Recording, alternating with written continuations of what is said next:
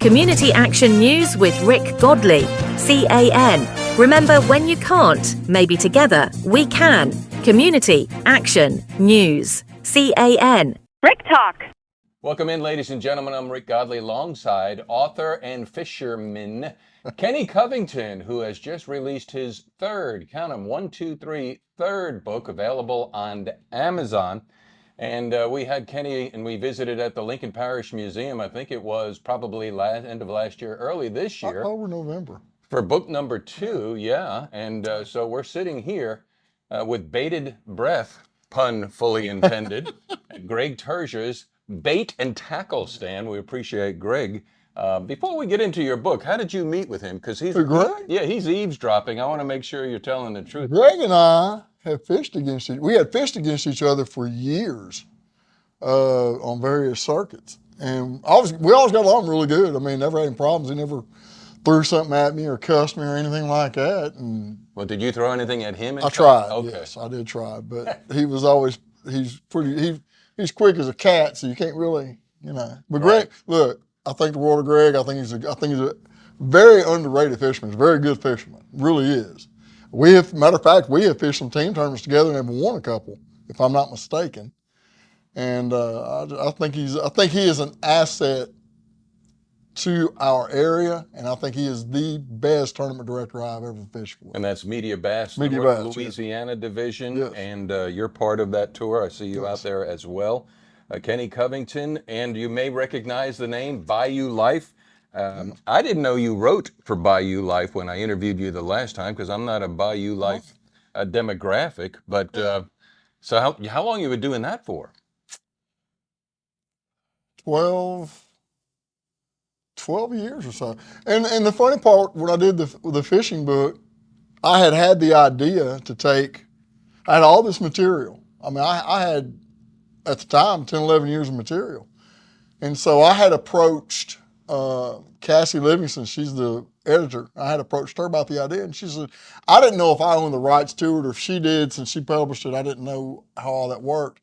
And I told her what I was wanting to do. She said, well, yeah, that's great. Do it. And so I kind of gave a little plug about the Bayou Life thing. And I still have enough material for a second fishing book that I'll start working on later this summer. That's one thing about writing, and you write and all the stuff you do. You never run out of material.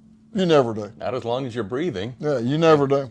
But let's dial back to that. Yeah. Bayou Life, sometimes I want to ask you what kind of feedback you get from that, because we all fall guilty of slotting and plotting Yes. a person and their personality into this demographic, and they must behave this way.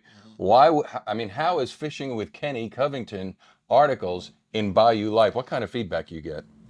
I see people all the time who will come up to me and they'll do just what you just did. How long have you been writing for Bayou Life? I didn't know you wrote for them. And these are people I've known for years. I had a girl, and this is embarrassing because I never wanted to be famous. I don't want to be famous. I have no desire to be famous because I don't like that kind of attention. I just don't. I had a lady walk up to me about a year ago in Academy, and she said, are you Kenny Covington? And I thought, yes, ma'am. She goes, so you write for the Bayou Life? And I said, yes, ma'am. She goes, can I take a picture with you? She goes, my dad lives in South Louisiana, and I send him a magazine every month, and he loves your articles. Well, yeah, sure. So I'm taking a picture with this lady in the middle of Academy, of all places. But that was kind of odd, but, That's good. I think if you write or whatever you do, if you do it for the right purpose, if you do it because you love doing it, then anything else is just gravy, Somebody asked me, what does it mean to be a success? And I said, if you're happy doing it. Yeah, as long as you're happy doing it, that's all that matters.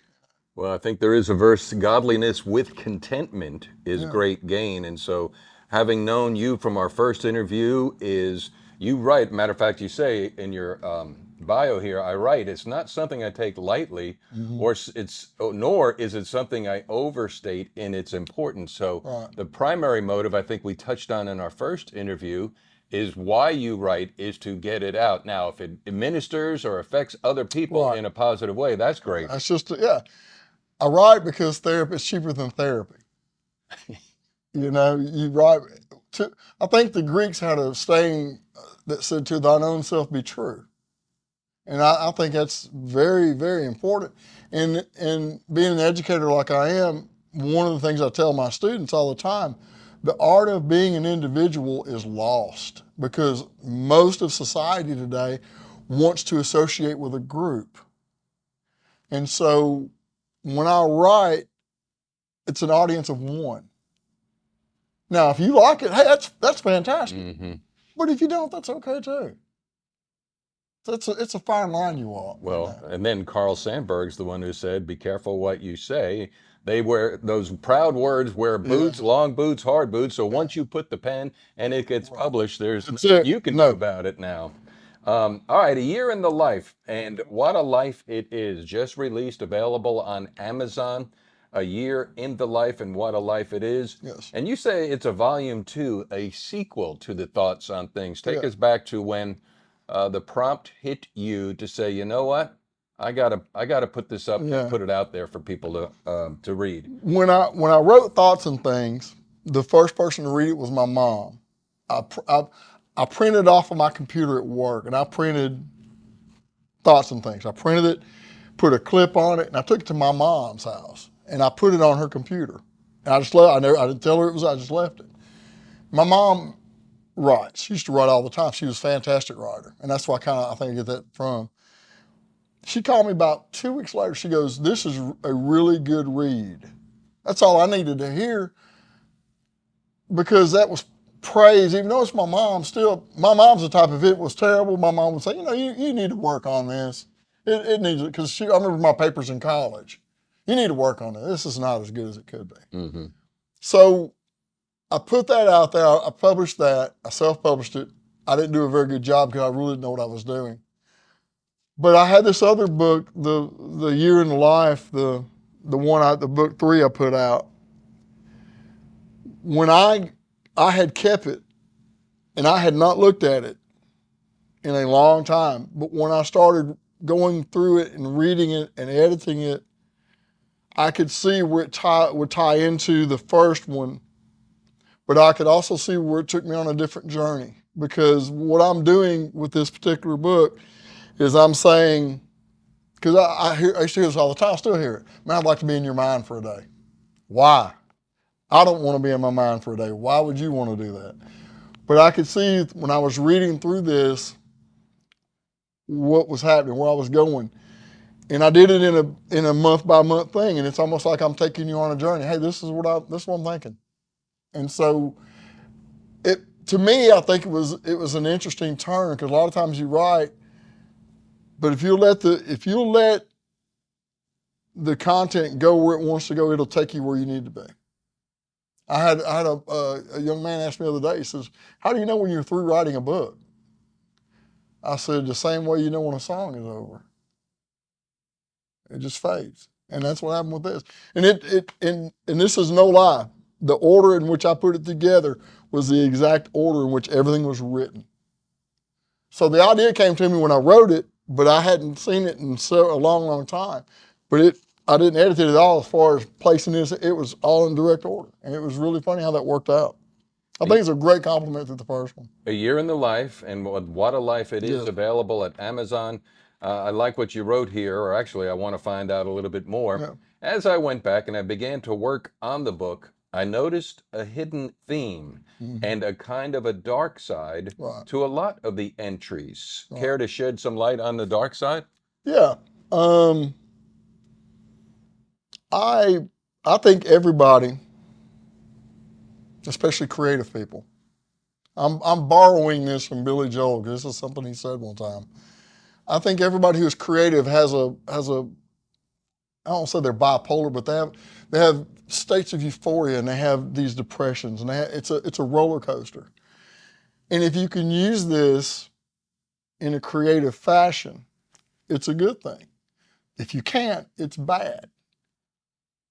It's like fishing. I love the chase, but as soon as, I don't care if I win a tournament or I win a check or however, as soon as that tournament is over and I'm in my truck and I crank the truck, my thoughts automatically go, if I'm high or if I'm low, my thoughts automatically go to the next event.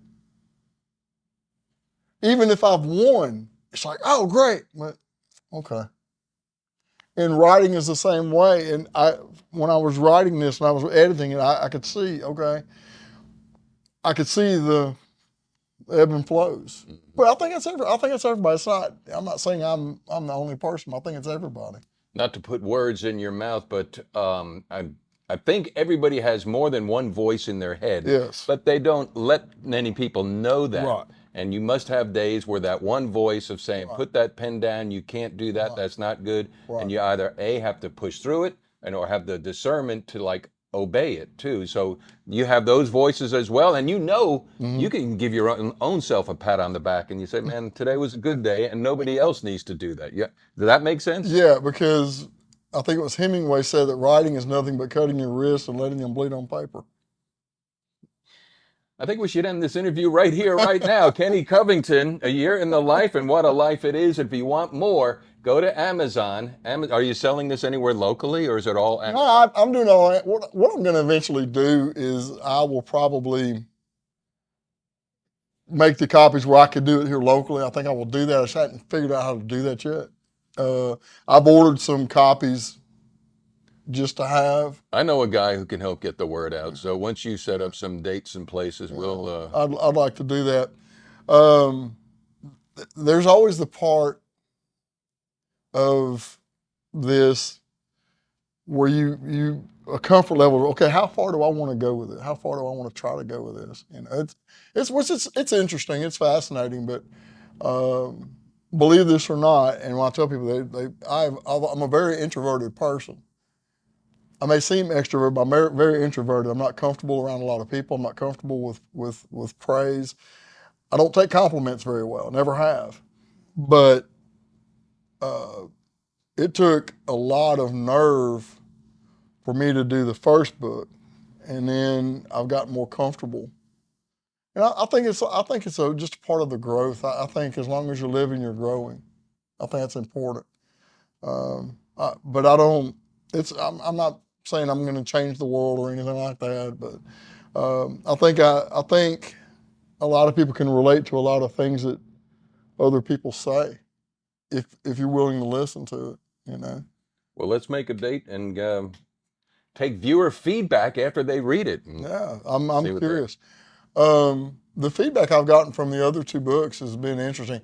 The fishing book that we talked about, it's really interesting because the people I have fished against for years have come up to me and said, man, I bought your book. I really, really liked it. And it's weird because I fished against this guy for 20 years and yet he bought my book thinking I could help him.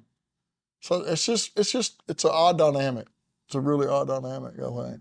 Well, you're an odd dynamic. Well, yeah.